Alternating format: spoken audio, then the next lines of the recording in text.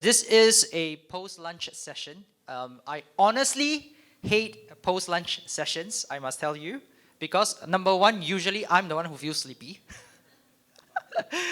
And then two, I know our participants will be like nodding off. So this session is going to be a bit more unique because we are not doing much talking, thank God, right? You guys are doing the talking, and very fortunately, I know you guys already started talking. We have some good conversations going on, and I see my dear friend Ezra already passing brochures around. So, okay, a couple of quick requests. Number one, can I just get everyone to move forward a little bit? Because this is a small session. We were only targeting about 20 people max, right? So don't want to feel so far away. And anyways, we will be moving you later on. So might as well just do it now. It's fine. Okay, so just can I get some of the folks from the back, move to the front? Might be even better. Yeah, okay. Another better suggestion. We are anyways going to move the chairs around later on. Might as well we do it now. So everyone, I will let you follow my dear colleague Tim's directive. Tim, how should we rearrange the chairs? Okay. We are going to move all the chairs to the side. We are going to arrange in a circle because this is what is called meant to do anyways. Yeah. Can we fit? Okay, so it's not a round table, it's a semi-round table. Okay, cool.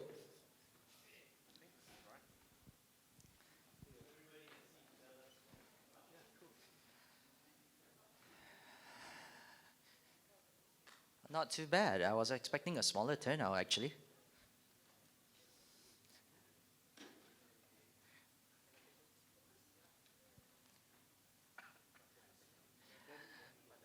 Okay, thank you for making it here. Now I'm too close to the projector.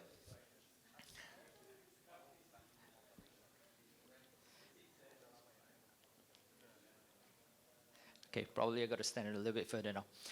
Okay, very good afternoon once again. My name is Wayne, and I'm from the organizing team, TBN Asia, which stands for Transformational Business Network Asia. And you are here for workshop number 3, The Power of Peers, to which we will be introducing the concept of a CEO roundtable shortly. But just a little bit background about this. It does happen.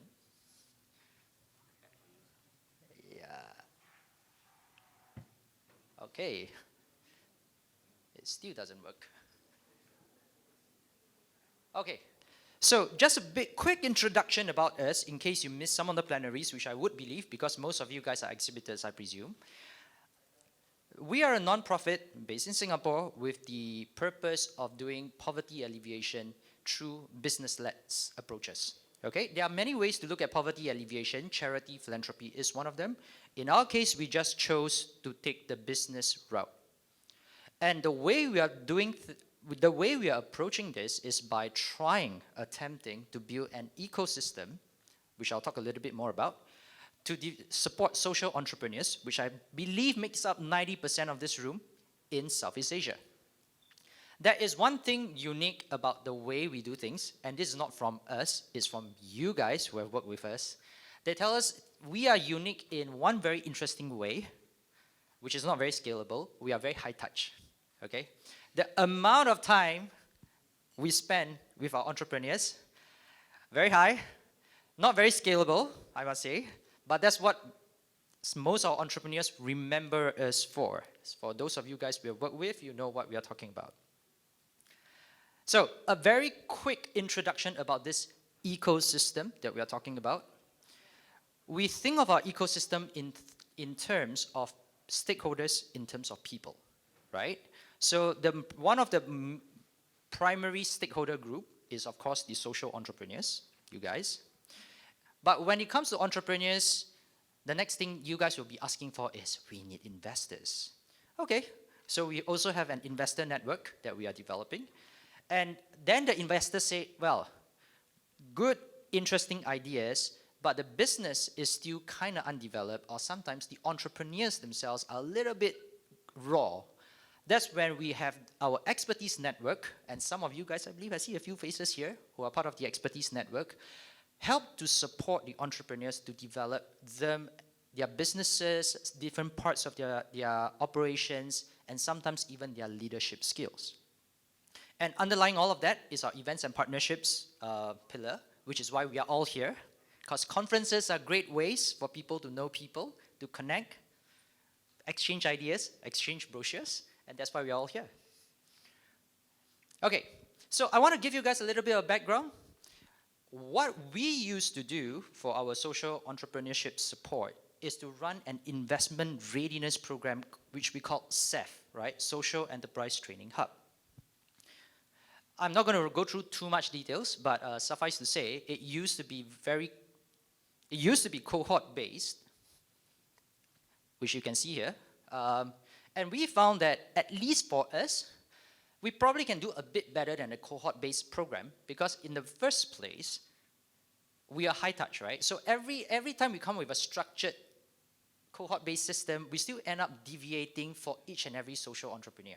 So we kind of figured out, maybe we should just focus on what we do best. So beyond SEF, the question we ask ourselves is, how do we get social enterprise leaders like yourselves collaborate, co-create, enhance capabilities, do more businesses together, which is what we hope to see. And I'm very, very proud to say, from 4 cohorts of SEF, we have seen entrepreneurs collaborating with one another within the same cohort, between different cohorts, and even across different countries. Pretty amazing, right? Never expected, it did happen. And our question, we ask ourselves, can we repeat that? So this is one of the things we are trying to do. And believe it or not, this spiritual support thing is actually very real. Because entrepreneurship is a very lonely journey. And sometimes they say misery loves company. I don't know if you guys can identify with that. I sure could. So this potentially could be another, if nothing else, if it cannot help your business to improve, at the very least, you have someone else who can identify with your journey.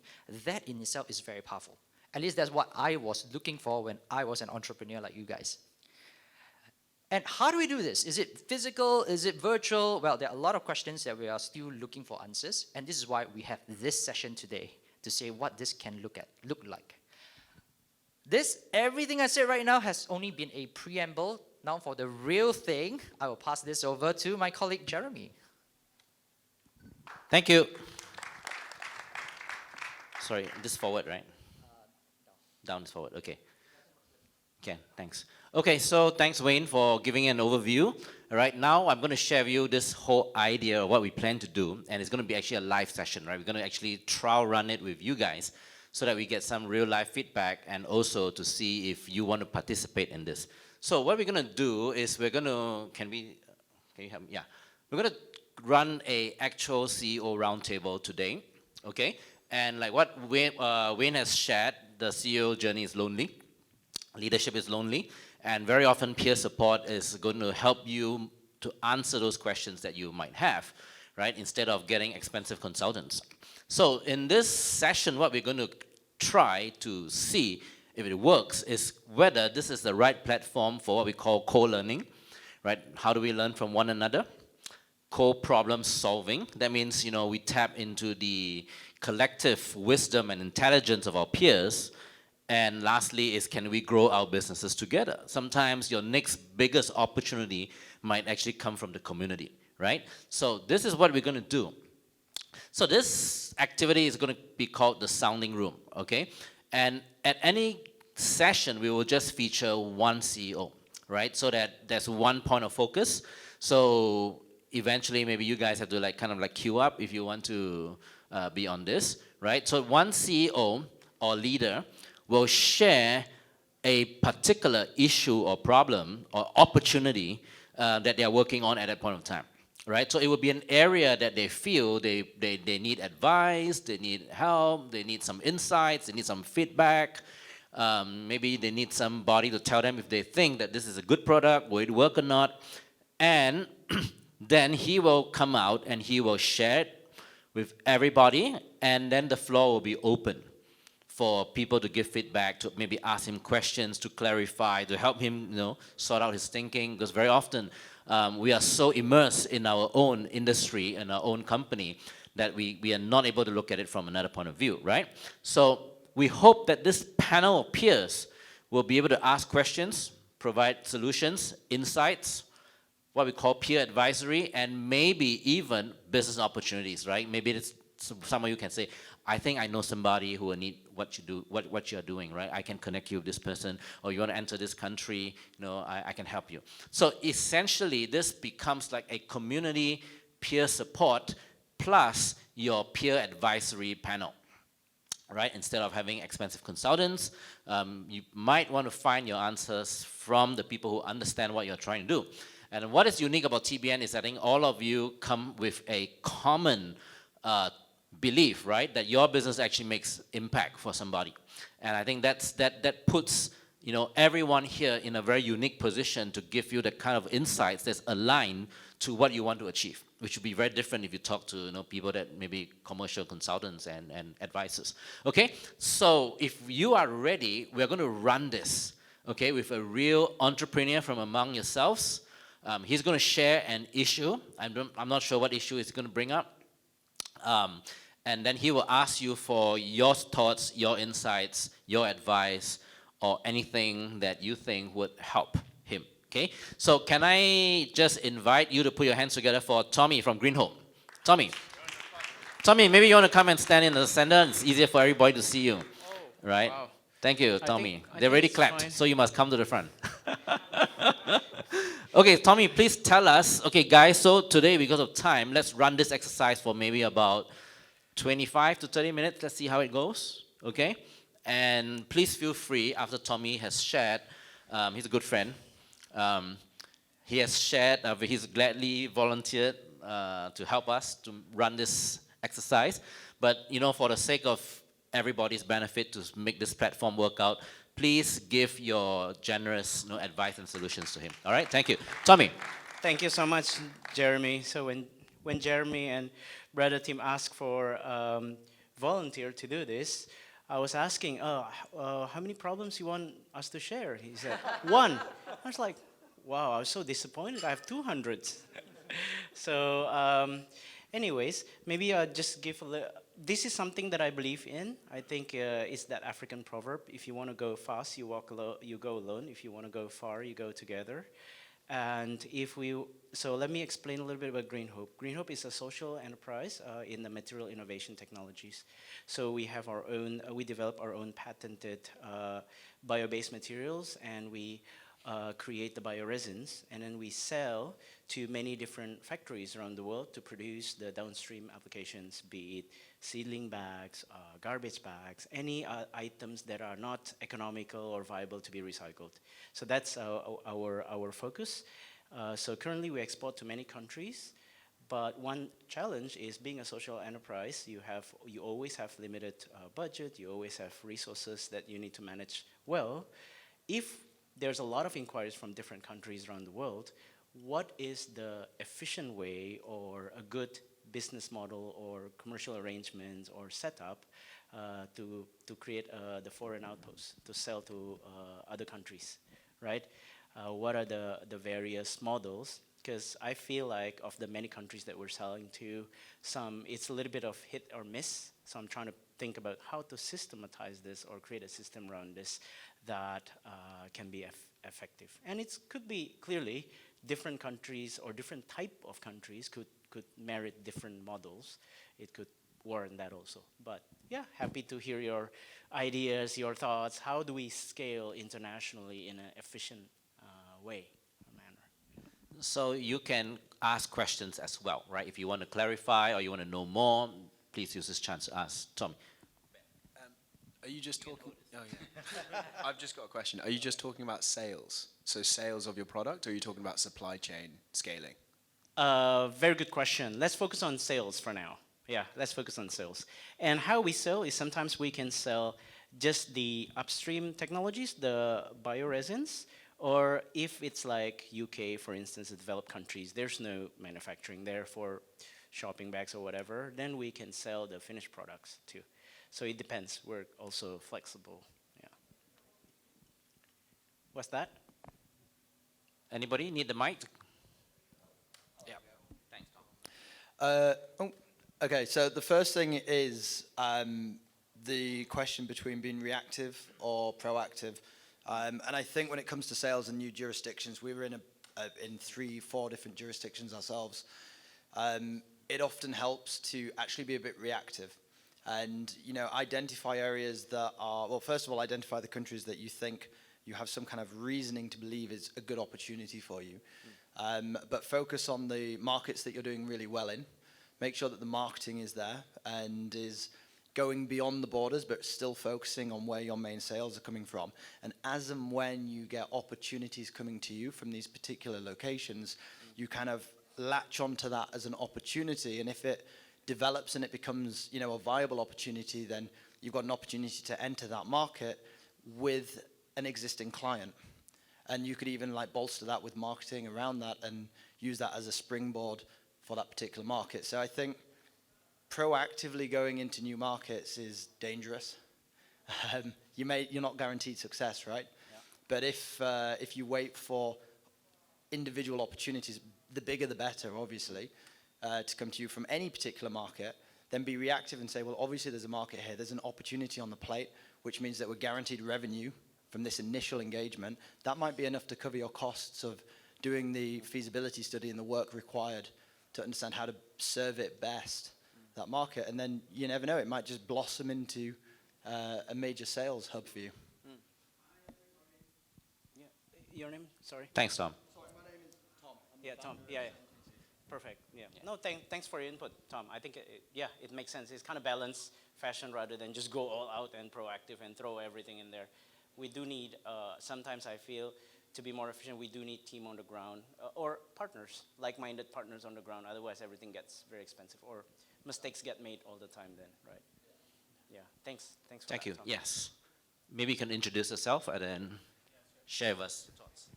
Hi, my name is Rennie from MDF Asia. Basically, it's a follow-up on what Tom was saying. So we operate in, I don't know exactly how many countries, but we have 9 offices globally.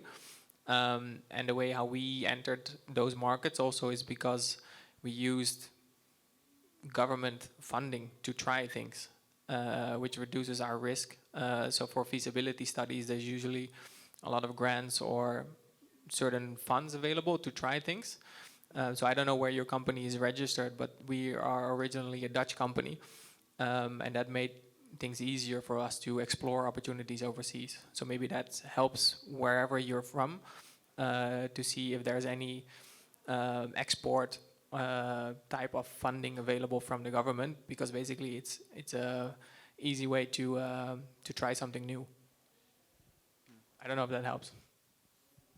Yeah, I think that helps. That helps. I think in our space, with sustainability space, oftentimes there are a lot more grants and fundings available these days to try it out, and we need to collaborate. Though this is what I feel like in the space of social entrepreneurship is either you have you're disrupting existing market that is already like status quo, or you are entering the market that don't exist yet, where people are not buying and selling. There's no market clearing price yet, where you need to do something about it. But having a grant to kick it off will be a strategic way to do it. Thanks for that. Yeah. Maybe as a follow-up, so we are consultants, not expensive, but quality. So depending on which market you're going to go to, we're also happy to assist. Okay, all right. Yeah, make sure. Huh? No, we're an Indonesian company. Yeah, we're an Indonesian company.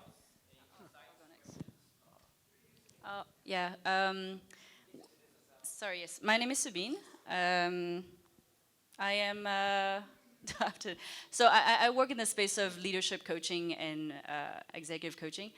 And what I enjoy, being on the journey with entrepreneurs is the whole idea of tapping into the creativity, right? That whole idea of moving to possibilities and creating from whatever they have and really having this vision. So I'm curious, Tommy, to know, like, if there was no barriers, or if I could give you a magic wand right now and you could say, okay, in 5-10 years time, this is what my company looks like, this is the impact I want to create. If there's no barrier to that, or no limitation of resources, no lack of money, like, what does that look like for you? What's the vision that you have? I think it will be super awesome where we'll be part of the movement that make the sustainable consumption is more sustainable. So people are more successful in their reduction of conventional plastic use. People are using more, people are recycling more, and people are using more bio-based materials as well. And we are a key part of that as part of a platform, because I fully recognize also changing a system requires collaborations of all. And I think there's huge opportunities to realize that if there's no limitation of resource, having that in many, many countries, is as many countries as possible, it's fun. Because I love to travel, meet new people, and eat new food. I can see that on your face. Like it's exciting. I mean, you say like collaboration. What does that look like? If you could, again, if you could list a few. Well, the collaboration can be a few things. Because for us, we are a technology IP-driven company to start with, so we have our own research. We love people bring us problems, and then our innovation team can research it and try to find the solution. Then we can collaborate with people who are doing the marketing or distribution. And another thing that is interesting in this space is a lot of people are working with government, and sometimes they want government to narrowly push certain just region alone. We're not very well versed in working with that kind of space. So we need partners to really collaborate and be a good advocate with the government too. So it's a lot of skill sets that, because we need to build the ecosystem, we don't necessarily have per se in-house, nor that it would be efficient for us to develop it ourselves. Yeah, we know what we can do best. We know what we are limited of. Yeah. Thank you. Thank you. Anybody else? Any more thoughts, comments, insights that you can share with Tommy or questions? Anybody? I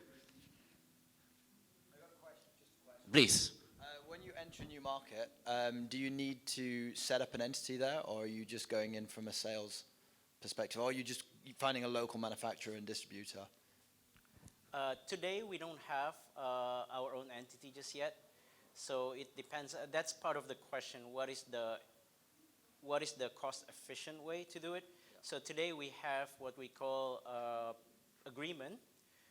We appoint someone exclusive rights to all our technologies and all our finished products they can do. We call them official country representative. Mm-hmm. But often the problem is that they also have other business that they're running, right?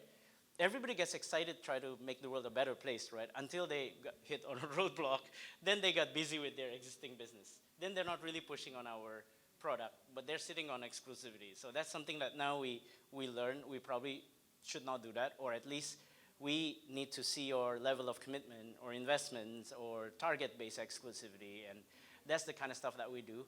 But when we look at markets such as US, for instance, it could be like, hey, this is too big, too important.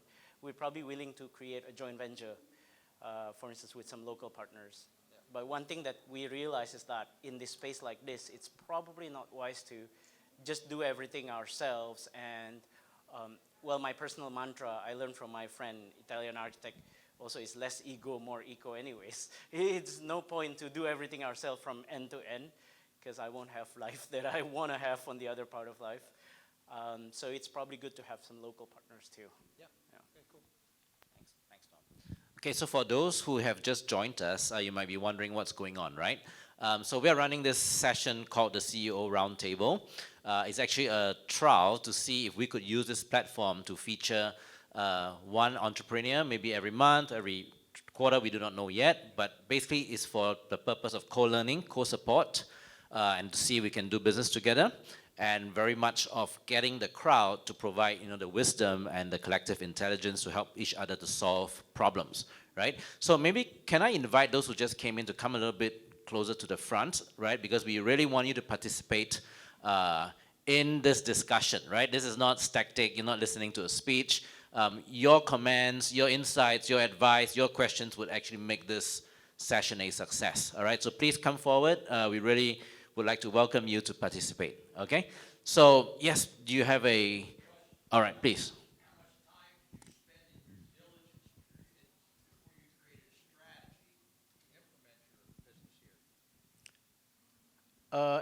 Abroad, you mean? Yeah. Abroad, so you're right. international. So yeah, so in case those who just came didn't notice, I'm the guinea pig for this program. In case I don't look like one yet. So the question on the table is, what is the efficient way to really internationally expand?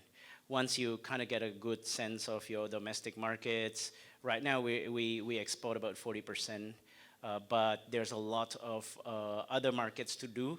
We have lots of hit or miss our market. And so what is the efficient way to do it, starting from milestone 1, milestone 2, and milestone 3? So to answer your question, sir, your name, sorry? Nathan, yeah, Mr. Nathan. So to answer your question, how much diligence and everything, in general, we are getting more and more familiar in terms of regional, because when we talked about plastic waste pollution in our space, when we talk, it's intermingled with waste management, for sure, that's a critical thing. And end of life in the waste management is very different if you're in a 4-season countries, if you're tropical countries, if you're islands, 17,000 islands, if you're like one big countries. So we need to know the infrastructure, prevailing infrastructure over there. We need to know the economic affordability. We need to know the local culture. Sometimes we need to know the logistic maturity of the infrastructure. That will all affect the economic, what is the optimal or economically viable solutions. And so we know which solution actually optimal for which market. We kind of, over the time, we kind of know. So, but we need to test that hypothesis, right? We could be wrong too at the end of the day. So we need local partner to test that. So that's what sometimes takes time also. We could be very just opportunistically and just be in marketing mode and just sell all the good stuff. But I find like I'm not too keen in that model because you just sell one container and then what's up after that? You know, I'm not about that. I want to recur and I want to change the actual. We want to contribute. We want to actually make a difference. Otherwise, what's the point? Just to do a short sell. You glean technologies from around the world and then incorporate them in areas where they don't exist. Yeah, we have our own technologies for now, but we can work with different people with their technology also to stitch it together to make it better. Yeah, can also. Thank you. So some of you, for those of you who have been with us since the start, you have heard quite a bit about where Tommy is. Any suggestions, insights, any advice, or maybe some opportunities that you think you know somebody that you can refer to him? Anybody? How can we help Tommy?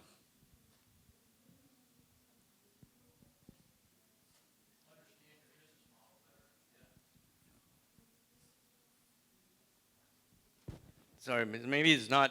I'm Tim, by the way. I'm in the biocomposites business. Maybe it's not how we can help Tommy, it's how Tommy can help me, right? So we produce in our business building materials made out of biofibers and stuff. So it's very interesting that Tommy has a polymer that can make a structure, right? So that's an area that I'd love to explore with Tommy, you know. Maybe something is so far-fetched, but it's really not that far-fetched. I think it's totally doable, you know, and to create building materials from, you know, very renewable resources is very high on the global agenda right now. Yeah. So that's something we should really think about.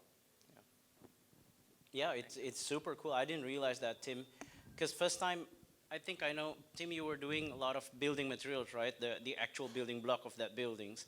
But didn't know that even the substrates itself, you can layer it with, or blend it with polymer, and we can use biopolymer. It can be a panel because my friend is doing that in San Francisco to be a panel for Tesla or for boat and everything, and it's just less carbon, and it's just greener, and it just looks beautiful, and yeah, absolutely, we can develop that and work. We can help you. That's great. That's the purpose of having this CEO roundtable, right? We want to see how we can help each other succeed. Anybody else? There's so many of you here. Come on. Anybody else? Yes. Can you tell us your name and then? Yes. Hi, I'm Ollie. I work with Tom, and I'm head of sustainability at 7 Clean Seas. So I work a lot with plastics, and I think that we work on the side of finding alternatives for plastics. And when we're going to our clients, quite often the supply chain is a big element because we're talking about an alternative, and plastics is a super material, right? So I think looking at that comparison to plastics and supply chain reliability was something that we work with the economists. That's something they really are interested in, how it's going to be cost saving, how it's going to be reliable, how does it substitute really, which is the challenge. And I understand the difficulties because plastics is it's a super material, right? And finding alternatives to a super material, it has to be better than super, right? So I think understanding that is really important for the sales element. Yeah. No, I like these guys already, and we should do something together. We chat for a few That's minutes great. before this, but Yeah, before the conference end, I think you need to buy them a drink or something maybe like I change that. the question then for the room. Have you experienced or heard of horror stories of international expansion? What went wrong and what we shouldn't do from that lessons?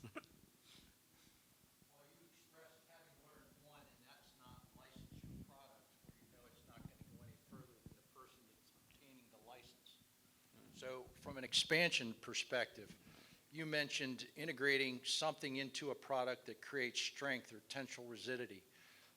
The concrete industry in the 90s influxed fiberglass into concrete, and it increased the tensile strength over 300 quads or whatever they listed as. So from your product, a glass product that's recycled that creates strands integrated into it could create the bonding that you're looking for to give you the strength. So when you look at different industries and what they've done with the products that they have available, you know, when we look at markets, our job is to help people grow their business. How do you create a strategy, implement that strategy to improve who you are, what you do, and expand into regions of opportunity? So from that perspective, what we look at are situations that you look at. What's my inhibitors? What are my inhibitors? And what are my growth opportunities, and how do we create a strategy for that? Thank you. Great, thank you. Anybody else?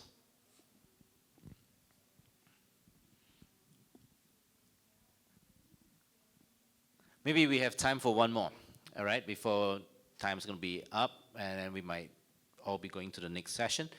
Maybe just one more? Yeah, absolutely. Yeah. Yes.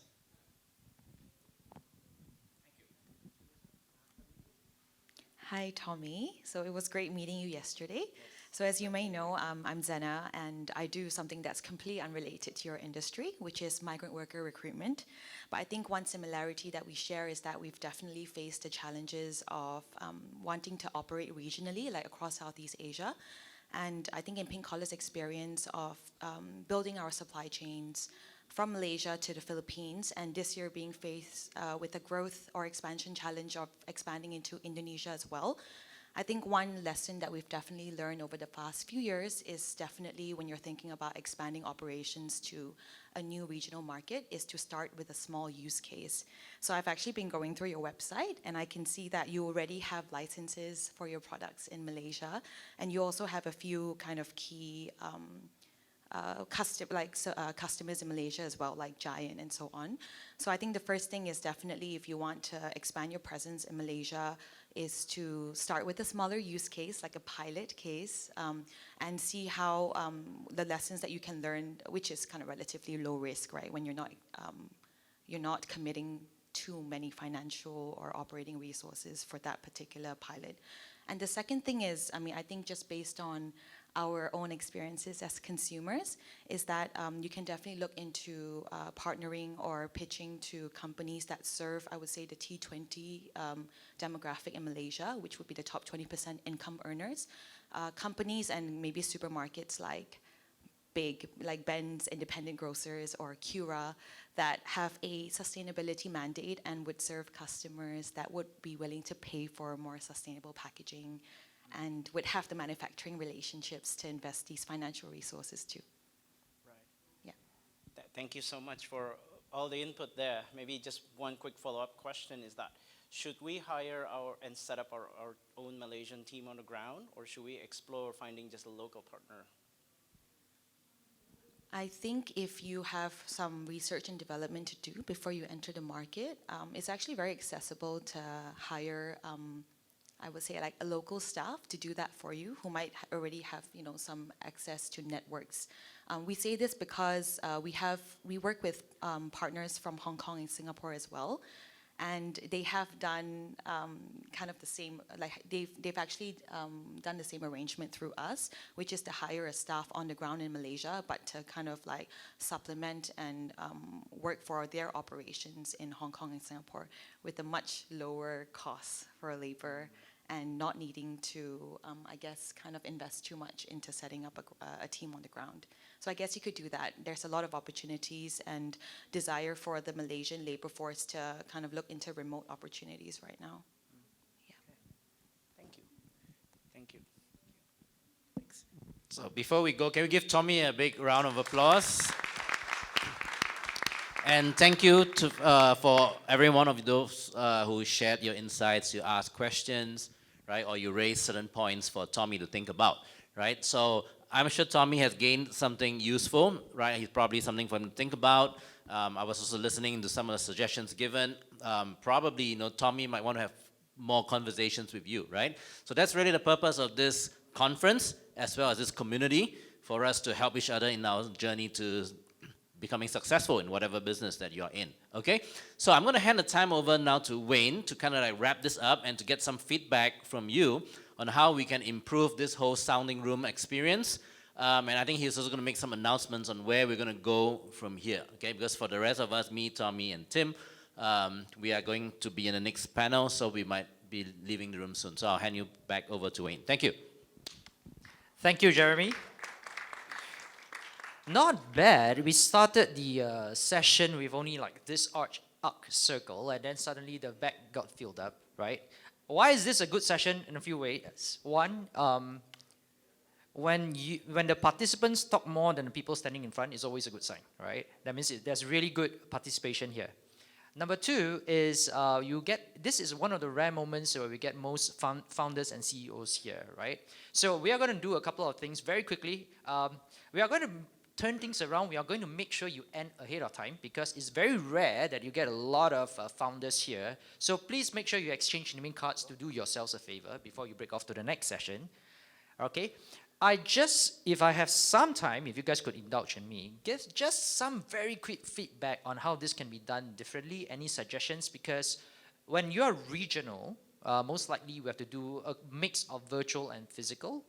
It's not even if you say, oh, I want to do a physical one in Indonesia. Question, which part of Indonesia, right? Indonesia has 15,000 islands. Which island are you in? So maybe I will just have 2 minutes for you guys to give any quick feedback on how we can do this a little bit better, and then we can take it from there. Anyone? Go ahead. Hi, Wayne. Thank you.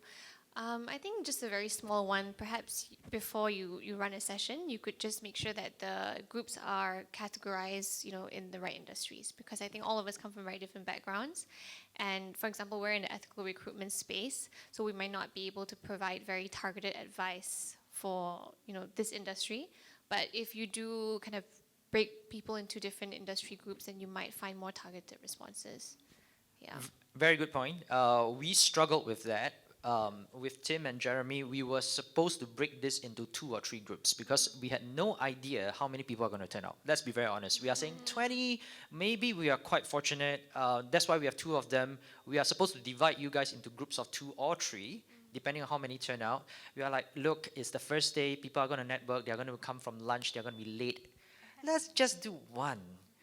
Okay, so we of little faith. So here we see, and okay, point taken. For that to happen, we need enough critical mass for us to be able to divide by industry or by country. Actually, we were deciding whether should we go by country or by industry. Right now, we are more geared towards industry, to be honest. And even when you say industries, it's not easy for us to cut it too fine. So for example, in your case, it could be just services in general. Right? It could be just commerce in general. So for us, that kind of helps us to have some form of loose clustering without going too fine to the point where there's only like 3 people in a group. Yeah. Okay? I think that's a great idea. Yeah. So that's why we are going to have a small sign up at the end of this. So it gives us a sense of what we can look at moving forward, and your participation will make a huge difference.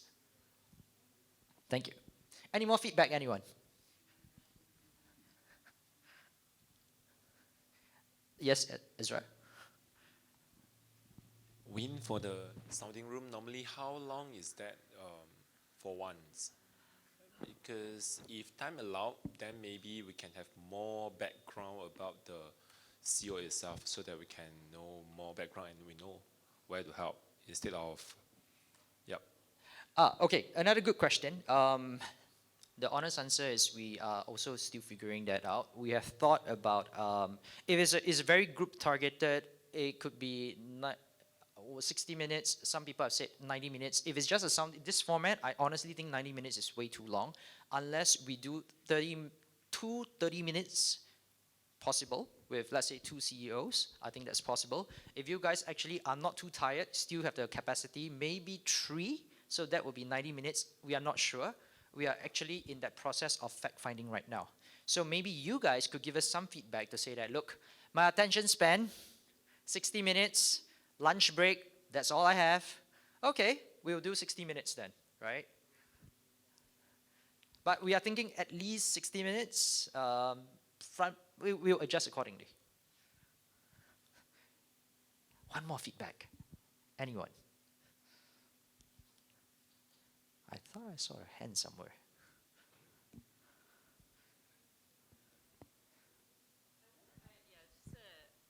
Just out of curiosity, but I wonder whether it makes sense to have, 3 CEOs together and put them per topics or challenges, right? Because the one that Tommy just mentioned is like expansion. If we've put 3 CEOs together that have the same challenges, then we can optimize that and just hear different perspectives on the similar challenges with the group. So it's just an additional thought.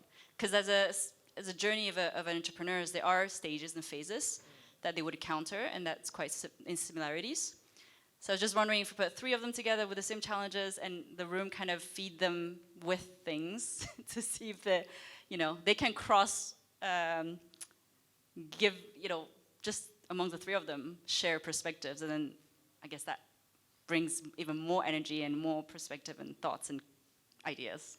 Let me see if I got that correct. That means 3 guys with the same challenge but of different stages. Same stages. Same stages. Yes. Okay.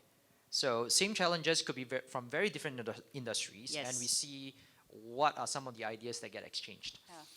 Kind of amplifies the whole thing even a little bit more. Okay, great suggestions. Okay, so I have to be true to what I said. I intend to release you guys a couple of minutes earlier, but I just want to let you guys know what inspired us to do this.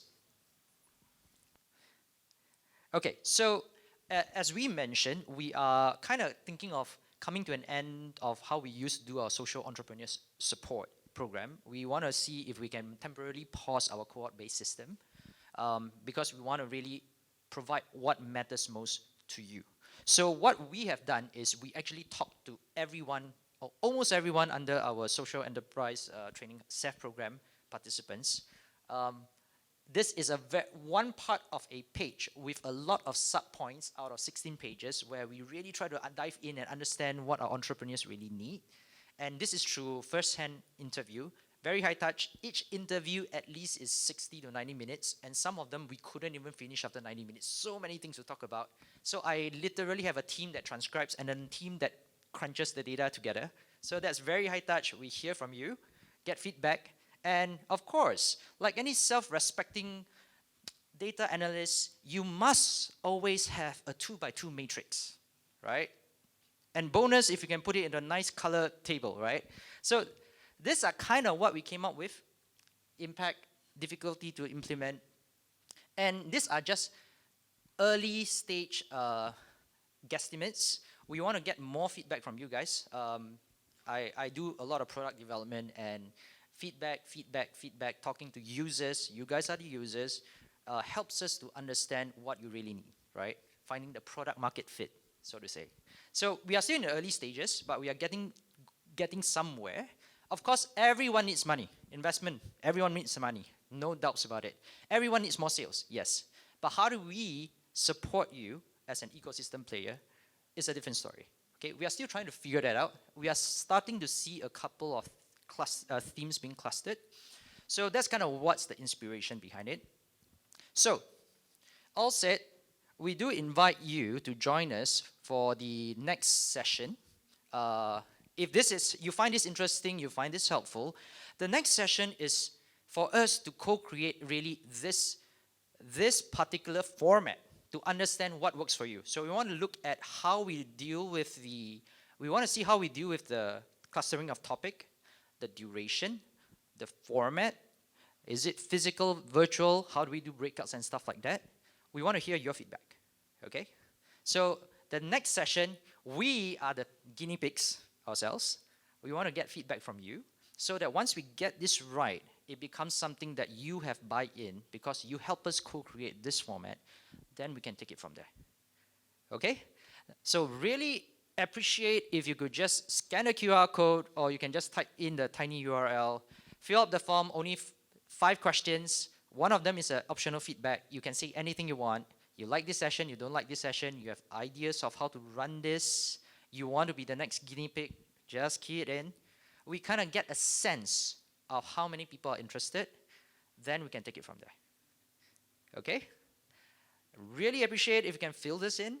And once you're done, guys, please stand up, say hi to the person beside you, exchange name cards. Pretty much everyone here is a founder or an entrepreneur. You definitely want to connect.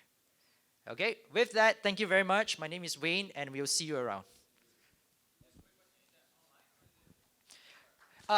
Okay, the next one we are going to do it online because in as much as you would like to see someone in some island, might be a bit of a challenge. So once we get your participation, we lock you in, we will send out maybe a Zoom invite or something. Okay? Thank you. Thank you. You guys have been most kind. Okay, once you're done, stand on up and shake hands and say hi.